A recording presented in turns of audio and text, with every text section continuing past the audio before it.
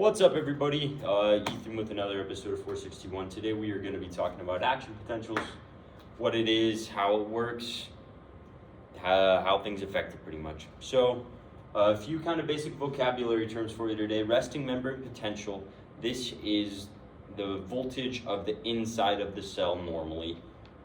For our purposes today, we're going to say our cell is about -70. That's the case for most neurons. And yeah.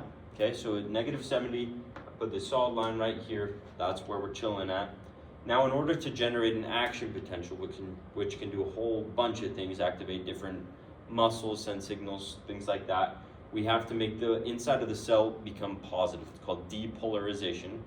And in order to make the cell go positive or go up, a few things happen. Okay, so we have either mechanoreceptors or ligand receptors in our body. Those get activated. It could be touch, when you push on something. It could be a neurotransmitter getting released inside the cell.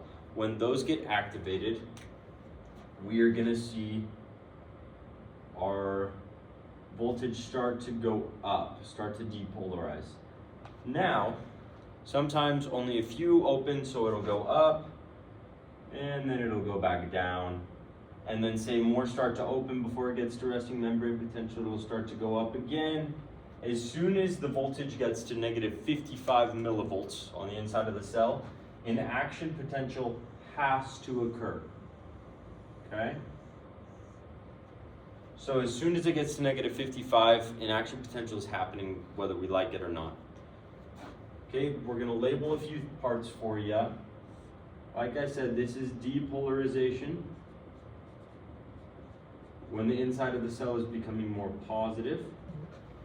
When the inside of the cell becomes more negative after the action potential has reached its peak, it's called repolarization. And then when it dips down below -70 and becomes a little bit more negative, that's called hyperpolarization.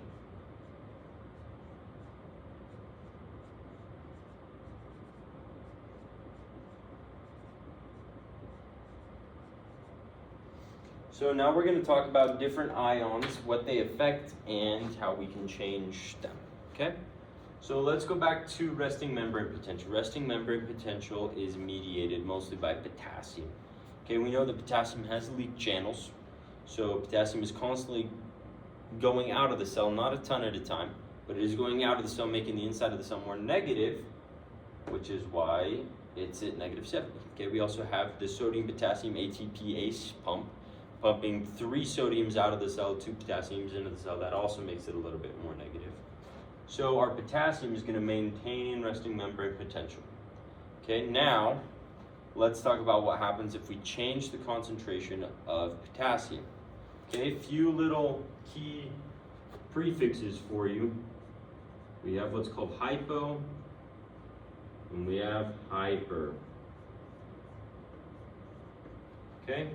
Hypo just means less, hyper means more in all terms of the body and processes and stuff that we're going to talk about. Hypo means less, hyper means more. Now when we're talking about ion concentrations and we say something is hypo, something is hyper, we're talking about the ECF. We're talking about the concentration of ions in the extracellular fluid, not inside the cell. So for example, if we have a patient that has hypokalemia or low potassium on the outside of the cell, then it means, if we draw it down here, potassium is big outside of the cell, right? So if we make potassium potassium is big inside the cell. If we make potassium even smaller outside of the cell, it makes our gradient even bigger, our driving force greater. Potassium wants to go outside the cell even more, so here's what happens, okay? Depolarization occurs. Now, depolarization doesn't have anything to do with potassium channels, so we're chilling, everything's normal. However, something at the very top, this is when potassium channels are all the way open, okay? Potassium channels start to open when it's depolarizing, but they're really slow, so it takes a long time to open. So it's not until up here at the peak the potassium channels actually start to play a role, okay? So normal depolarization phase. However, the repolarization phase, potassium is leaving.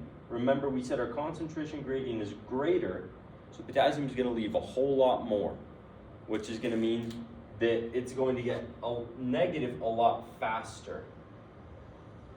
Okay? And then because they take so long to close, it's going to hyperpolarize even more before coming back up. Okay? So hypokalemia means that you will have a steeper repolarization phase and a deeper hyperpolarization phase. Now let's talk about hyperkalemia. Hyperkalemia means that we have more potassium outside of the cell than we normally do. So normal depolarization, however, during repolarization, potassium doesn't want to leave as much due to the concentration gradient. It's not as big. So our repolarization phase might look something kind of like this. Takes a long time.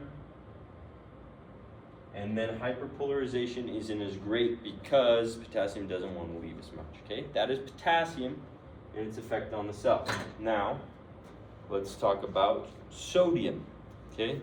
Sodium is represented by Na, remember? So for conditions of high and low sodium in the blood, it's hyponatremia and hypernatremia.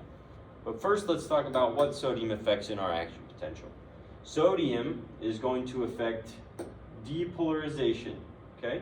Remember, we have our ligand-gated and our mechanical-gated ion channels that control the graded potentials when we don't quite make it up here to threshold.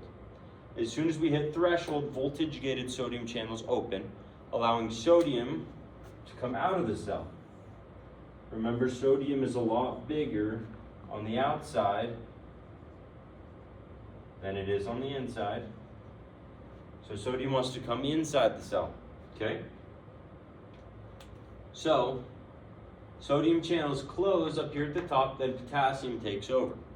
Let's talk about what happens if we have hyponatremia, or low sodium, outside of the cell. Okay? So our sodium's lower than normal. Sodium's not going to want to go inside the cell as much as rapidly, I guess you could say. So once we hit threshold, it's not going to go as fast. So it might go like this, and then it'll go normal, okay? So it has a slower depolarization phase. Now let's talk about hypernatremia. This is an excess of sodium out here, which means the concentration gradient is greater. It's going to want to go inside the cell way faster. So as soon as threshold is hit, it's going to be even steeper, and then our hyperpolarization and our repolarization will be normal, okay?